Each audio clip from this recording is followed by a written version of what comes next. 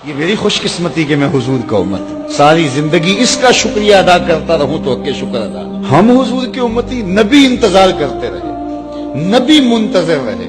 حضرت عیسیٰ نے تو نام بھی بتا دیا نا، لوگوں میں جا رہا ہوں چلو نام بھی بتا دیتا ہوں، میرے بعد جو آنے والا اس کا نام احمد ہوگا۔ نبی انتظار کرتے رہے، 12 نبیوں نے انتظار کیا حضور کی امت میں ہونے کے لیے، تمنا کی۔ نستورہ راہب انتظار کرتا رہا، بحیرہ راہب انتظار کرتا رہا، زندگیاں گزار دی انہوں نے۔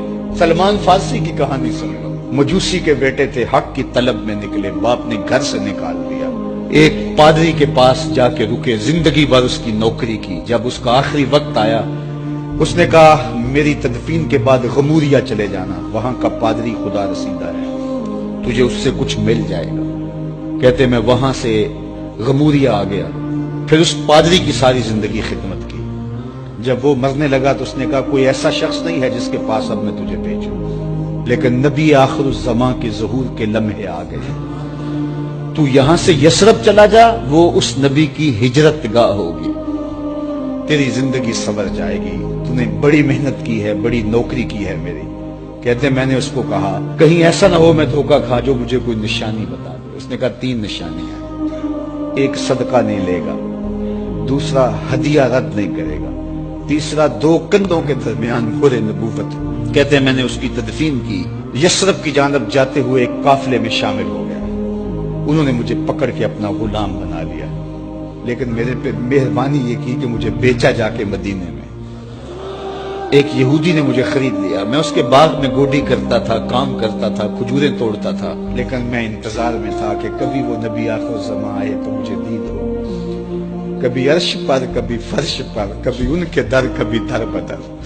غم عاشقی تیرا شکریہ، میں کہاں کہاں سے گزر گیا۔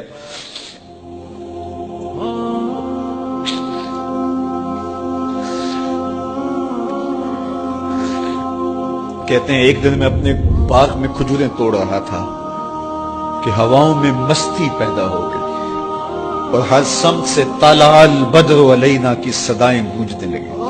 میں سمجھ گیا کہ وہ لمحے آ گئے، میں نے چھلانگ لگا دی اور دوڑ پڑا۔ میرے آقا نے سمجھا شاید غلام بھاگ گیا، اس نے دوڑ کے مجھے پکڑ لیا۔ میں نے اس کو کہا کہ میں نوکر تیرا ہی ہوں، لیکن دل نوکر کسی اور کا ہے، میں بھاگوں گا نہیں، مجھے جانے دے۔ میں کچھ کھجوریں لے گیا تھا صدقے کی نیت سے، جا کے حضور کو پیش کی۔ آقا کریم نے فرمایا ہم نبی صدقہ نہیں لیتے۔ کہتے ہیں نشانی ایک پوری ہو گئی۔ کہتے ہیں کہ میں کچھ دنوں کے بعد اور کھجوریں لے گیا اور میری نیت ہدیہ کی تھی، میں نے پیش کی، حضور نے قبول فرما لی، لیکن میں بھی کہتا تھا تیسری نشانی بھی پوری ہو لے تو پھر مانوں گا، اور وہ کیا تھی؟ 2 کندھوں کے درمیان مہر نبوت۔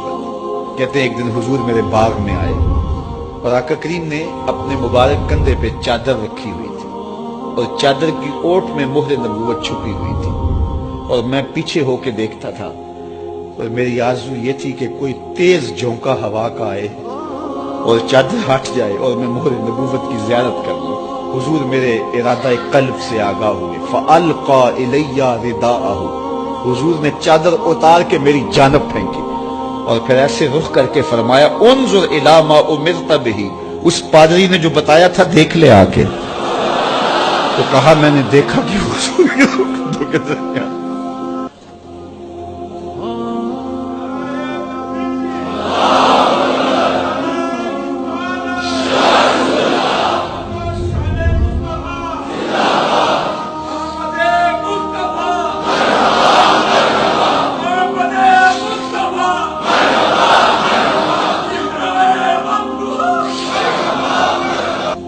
ہم نے تو کوئی انتظار نہیں کیا نا، ہم نے تو کوئی دکھ نہیں سہا، ہم سوئے تھے مقدر جاگ اٹھے۔ ہمارے والد مسجد سے مولوی صاحب کو بلا لائے، انہوں نے کان میں آ کے کہا مبارک ہو تو حضور کا نوکر بن کے آ رہا۔ ہمیں وہ نبی ملا جو نبیوں کا نبی۔